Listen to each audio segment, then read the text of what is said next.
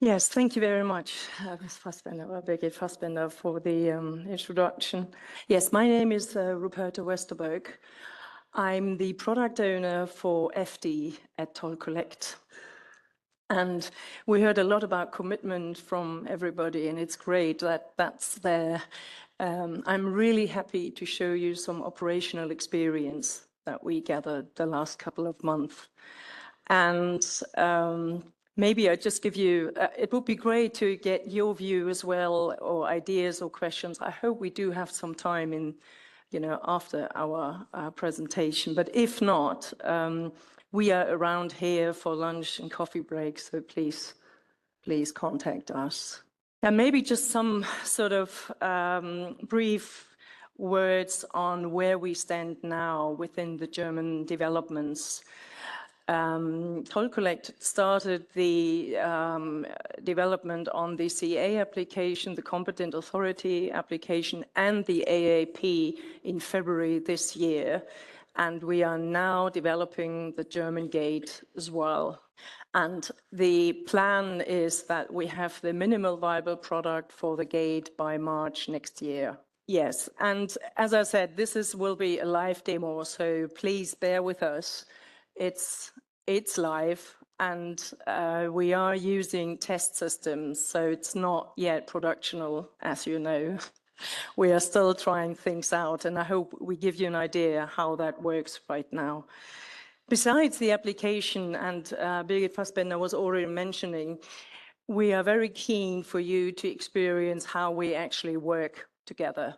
So it's not only that we set up an application and how it works, but it's also for you to learn how we work on an everyday basis. So I'm really proud that we have the BALM colleagues here, so the Authority for Logistics and Mobility, who will be here later on. And also we have the platform provider GBK here for us, and Christoph is around, there he is around as well. So you get a really good idea where we are and how things go.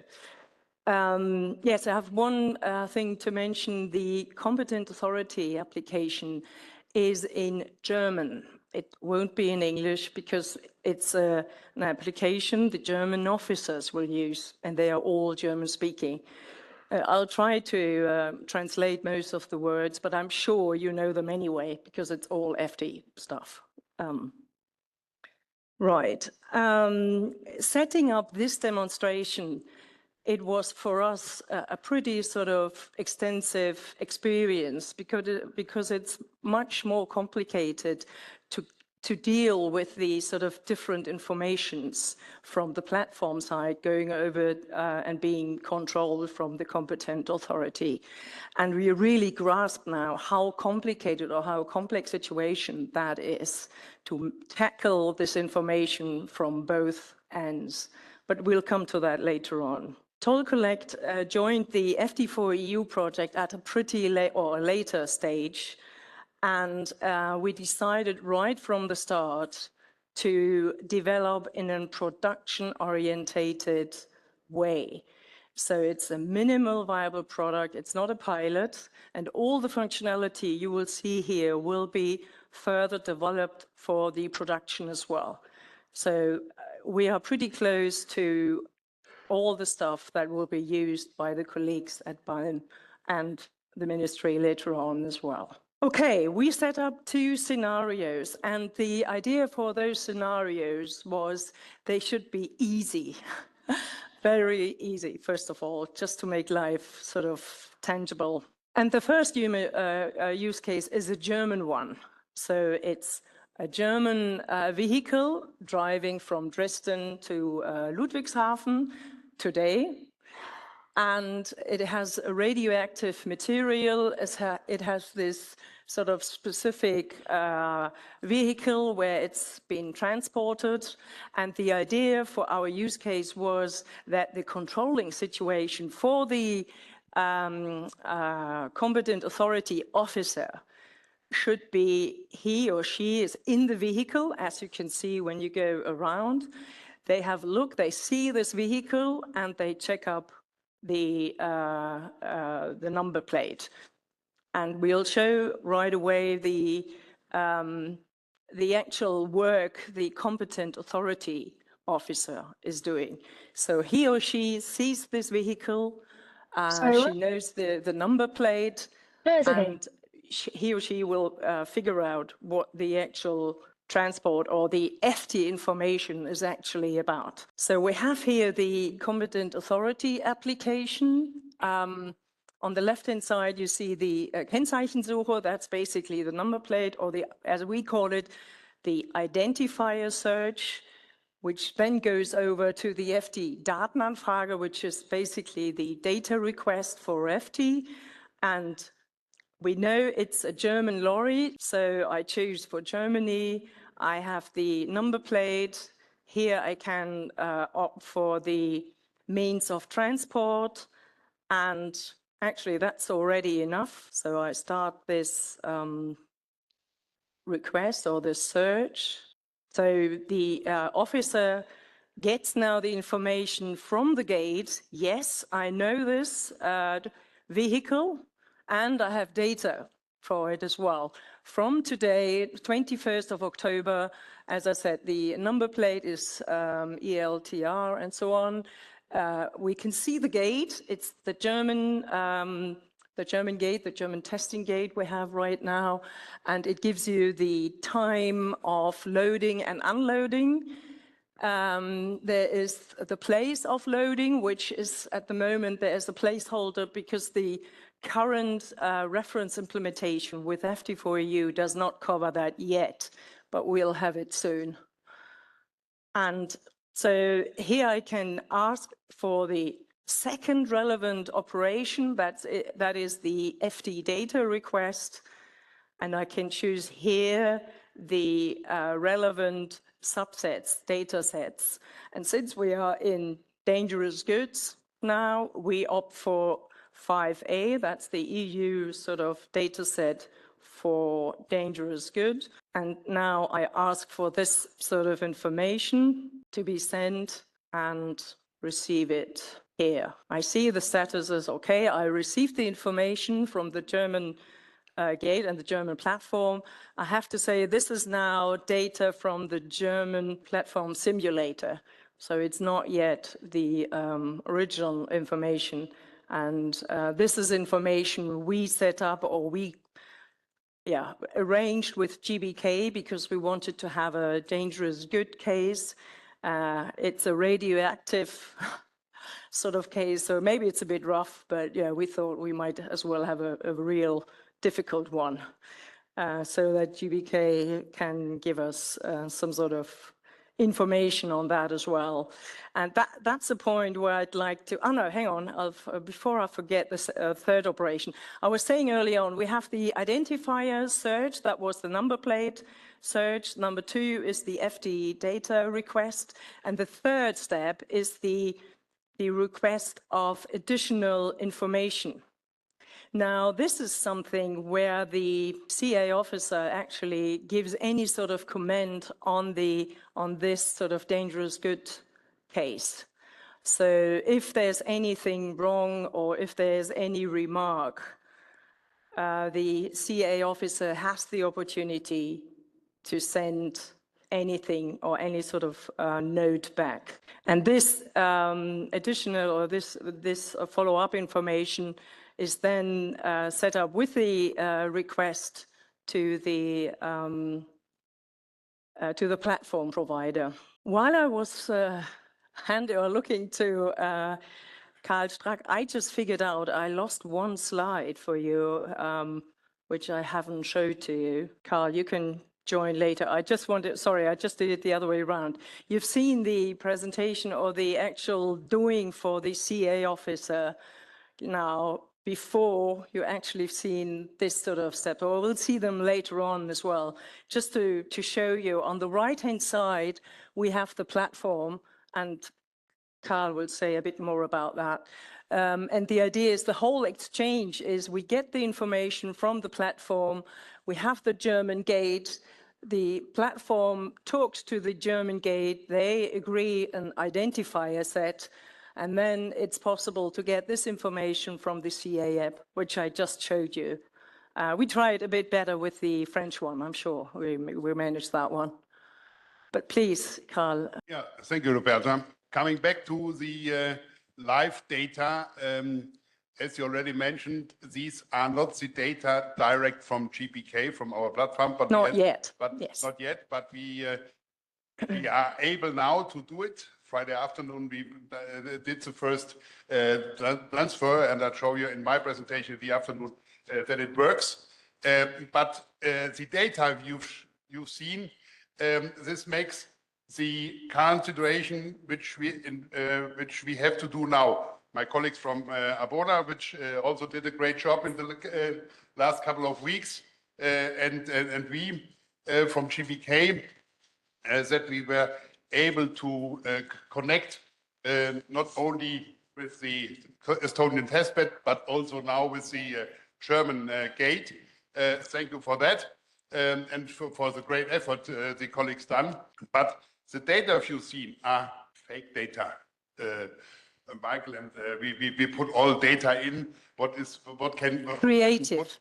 We set them together creative data, but it shows exactly what the huge effort we have to do now to validate the correctness of data. So this is, I met Michael Dill from GIFHAC.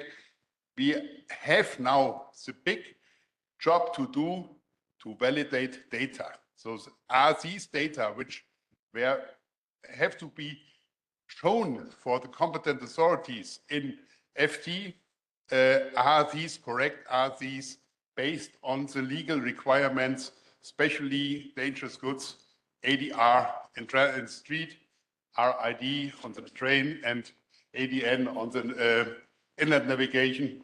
These are a lot of things and special words we have to share and to check. So this is the most thing we have to do. Yes, and you are working on a converter right now. So the whole dangerous goods as such is a big sort of business or big sort of area and data that needs to be considered. Absolutely, Roberta. And what we've done already, I will show you this afternoon. Okay, thanks.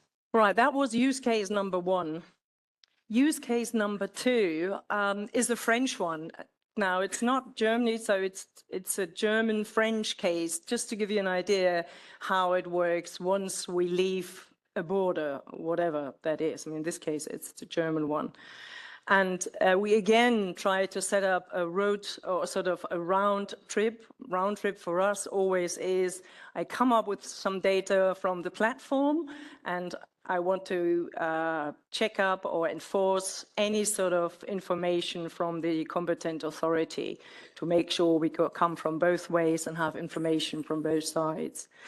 Now, the situation at the moment is we have a truck that drives from France to Estonia. That was 3 or 2 days ago. It loads and unloads. It goes then from Estonia to France. That's leg number 2. And then it goes from Oberhausen back to France. Now, the control situation or the enforcement situation is after leg 2. So it's somewhere in Oberhausen, a CA officer sees this sort of lorry with here HA 656, and he or she first thinks, oh, this is a foreigner, it's not a German lorry, and it comes from another country. So it could be a cabotage case. And as soon as he or she checks this information or the FD data, he or she will see that number 3 is coming. So the next trip will be going back to France. And as the timing is okay, there will be no cabotage problem. That's the case. Now, again, this time in the right sort of order. We have again the situation, the information sits on the French platform. It has agreed with the French gate and identifier set. And so the German gate is able to access that And the CA application has now the possibilities or the ability to get to that data. And Christoph, you already came up. Will you just give us some idea on the French activities, your platforms you have so far? We have to say, this time the information has been provided by us, fictionally, but you like them as well, and you put them on your platform Stimulate as well. Maybe you just give us some idea on that. So good morning, everyone. Let me introduce myself a bit. So I'm Christophe Dana. I'm a project manager in charge of the development of the French eFTI gate. And just a word about Ian Group. I'm working in Ian Group. Is working for over 20 years with the Ministry of Transportation. The French Ministry of Transportation has mandated Ian Group to develop that gate. And so we are offering and working with lots of other countries and France, more than 75, to bring them some other IT components or secure components. Also working with digitization project. So the French eFTI gate you're seeing that has been developed, designed from the start with a multi-tenant spirit. So that means that we'll be able to add some tenants. It's also hosted in our own secure data center in France. So in Europe, and we have also worked on all test environment, test bed, and so on. And of course, we will keep it up to date with our incoming regulations, TGDs, and all technical specifications, as we saw that all that document will evolve very soon. From the French platform point of view, we are currently working with several eFTI platform providers. And so, yes, we are very soon to have a working connection. So we are offering different type of interface, EDV on REST API interface that could be easier for some of eFTI platforms. And the French platform we are going to use in that demo is a simulator that has been loaded with the data, I would say, not so fake data, but yes, realistic data that we need to challenge, of course. And that it has been loaded, and that's the very same platform that it's been used by the French Ministry of Transport, that is doing the same thing with its own competent authority application. The Pioneer will be connected as well to your gate, will it? Very soon. Good. It's a question of days, I would say. Okay, wonderful. Thank you, Christoph. Yeah, maybe just again the sort of steps. As I mentioned before, the 1 and 2 is already done when I go now to the CA application. And we now see step 3 with the identifier search and step number 4 for the FD data request. Right, that's the French case. So I prepared the countries already and the identifier, so the number plate is already in there. And I mean, this again is the situation the CA officer sees. And that's all the information he or she needs. It's just the identifier, and off she goes. The French gate will be checked or will be looked at. And here we are. These are the 3 data sets I was showing earlier on. The same sort of information as you've seen before. And so the officer knows, oh, okay, I see those 3 data sets, and I'll ask for all 3 of them. And again, here I can choose which subset I want to choose or I need. Now, we don't take dangerous goods. We take the EU 3.1 and off we go. Now, this is the detailed or the first overview on the information with a reference ID. And to get the detail, I'll ask another step. And here I see now the specific data. Now, here on the top, you can, or the officer can decide in what sort of controlling or enforcement situation he or she is, because then the information will be structured in a different way. So there will be different attributes being shown or not. Since we are in this cabotage scenario, he or she would choose for the cabotage and gets the relevant information for all three data sets.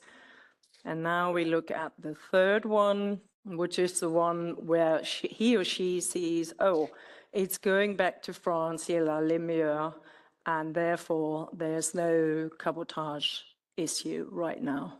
We're having fun here. Anyway, okay, now just to give you an idea about the complexity on the data, I'll show you the sort of pretty complex data. I mean, this is a data set which has a lot of data in there. And we mentioned that earlier on, the complexity of data that's been presented to those officers is immense. So the work we do right now with the BALM is, or actually BALM, Вона ж повинна бути плюс-мінус, так? the Authority for Нормально. Transport and Logistics. They are now trying to figure out with actual officers who are on the street every day how to deal with that data and how we can, for example, present it in a way or set up those profiles here on the left that it can be used on the street every day. But I'm sure Niklas Rettich and Herr Lange, you know better than I, so it's all yours. So the application you just saw is our German pilot application. It was developed for the Federal Office for Mobility and Logistics as part of the eFTI for EU project.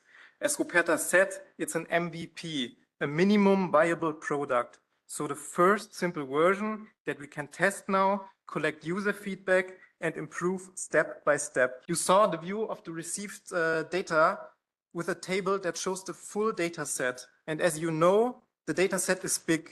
It could have more than 600 data elements and the structure is complex. So the question is now, how can an officer handle this complex data during a roadside check? And our answer is to make the view simple. We will create different filters and different views, as Ruperta already showed, and each view will show what matters for one specific control task. This should make the work faster and clearer for the officers. Right now, we are speaking with the people who do this job every day.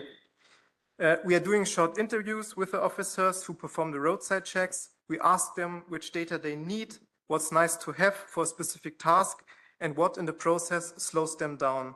Then we adjust the views and try them in practice again. In case of a control, we will connect the data with our other digital systems. This will reduce manual steps for the officers, save time, and also it will save time for the drivers. And if you want to see the real context, then visit our enforcement vehicle during the second half of the lunch break or during the coffee break. It's parked outside behind the building, and we can show you there our work. So we have two officers with us, one here, one is sitting there. Yeah, they will show you their work. You can ask questions. And we as BALM, we are proud to be part of the FT project. So let's make our control processes in future more clear, faster, and reliable. Yeah, we still have some time, what I heard or I learned, for some questions. Thank you. Good morning to everyone. You mentioned that this software helps the competent authority to check on the road, and you explained the rules of the cabotage to be checked. What else can be checked by the software as well? Well, at the moment, the software just displays data. I mean, as I and Nicholas were saying as well, currently we are busy dealing with the data that's been presented in this FT framework and to make sure that it's correctly transfer from A to B, but it will sort of engage any sort of checkup situation we can think of right now. I mean, maybe Mr. Lange, you have some more stuff. Thank you. Good afternoon. Yeah, my name is Patrick Lange. I'm a BALM officer, and yeah, I hope will see you in the break to have for presentation our digital control vehicle, and that's the point.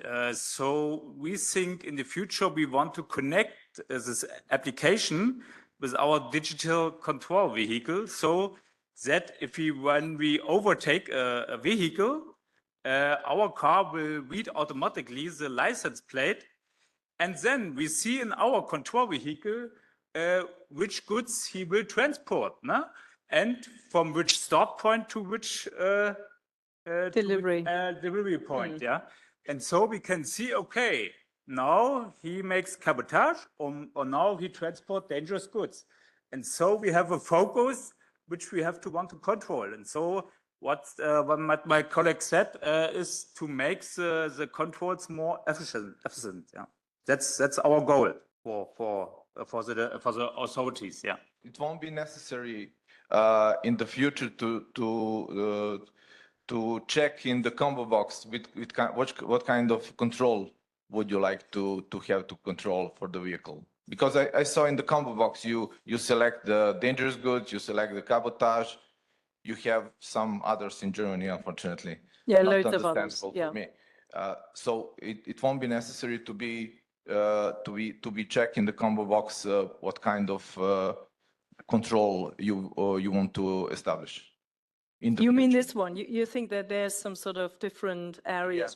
Yeah, okay. This is, as I said, this is just like a filter, like Nicholas said as well. I mean, there will be different views on this information. I wouldn't say it's an extensive list, but it will be waste, it will be cabotage, dangerous goods. I mean, these are the big ones, the big issues, but I'm sure if there are more, we will encounter them here as well. If you want to know which control situations are all in FD, it's all laid down in the FD regulation 2020-1056. It's dangerous goods, cabotage, combined transport, waste transport, and a couple of more rights and conditions. That's laid down in the basic regulation, EU regulation. Good afternoon. You hear me, yeah? One, let's say, more tech-oriented question, maybe not for you appropriate, but let's say, what about redundancy? So the case in which, let's say we have outage on the gate, and what would be the expected behavior platform in that case? For example, yesterday we had AWS failure for a couple of hours, and a lot of application didn't work. For example, Slack, and what would be behavior for a platform in that case? Some kind of offline work or what?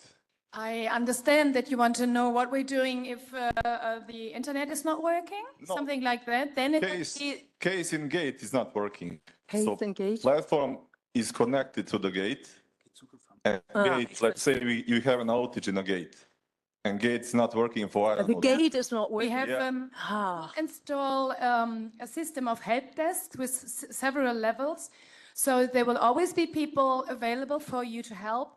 And if that's not working, we have a paper alternative until, like, for the start, for the first time. No? Thank you, because we're actually talking about what are the requirements in the regulation. And there we have foreseen a fallback scenario, indeed, where for some reason either the platform is down or indeed the gate is down or anything in between, right? The internet is down. In that case, there is, of course, always the alternative of paper, but we're hoping to avoid that. And actually, the requirement is that the operator has downloaded a copy of the information that is on the platform on that consignment. And then it can present that to the officer on their devices then, or can find a way to transmit it to the officer on their devices. And the officers are obliged to accept it, because that's not the fault of the operator that the system is down. If they have that information on their on a device that they can also display electronically. Of course, they can always have a paper copy if they really want to, but otherwise, just digital copy on a device is sufficient. Of course, in exceptional situations, it's not like we should have that regular. So I hope that's a bit clear now. And indeed, what Birgit was saying, we don't oblige. I mean, the regulation, not we. The regulation doesn't oblige operators to go digital from July 2027. They can still use paper if they so choose. There's still a possibility to stay only paper. But we do hope that the system we put in place will be sufficiently attractive and cost efficient that nobody would like to stay with paper, but rather go digital. Thank you. Yeah, but the gate will be a highly available system. I mean, that's for sure. One question? Yes, one more question. Oh, yes, we have a couple online questions, and I will do my journalist work so that I will get the answer from Leah.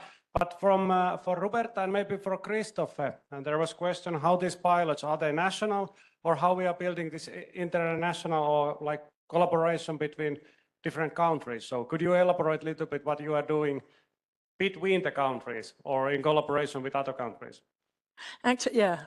Okay, you want more. Yeah, basically, we have the TG meetings, and as you know, and with France in particular, we had the last weeks pretty extensive exchanges regarding this demonstration and this data.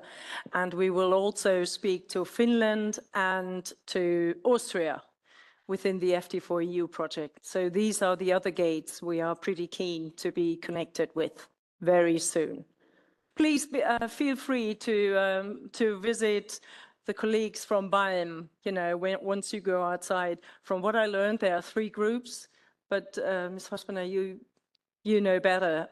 Yeah, oh, okay, sorry, that was all for me. Thanks a lot for it.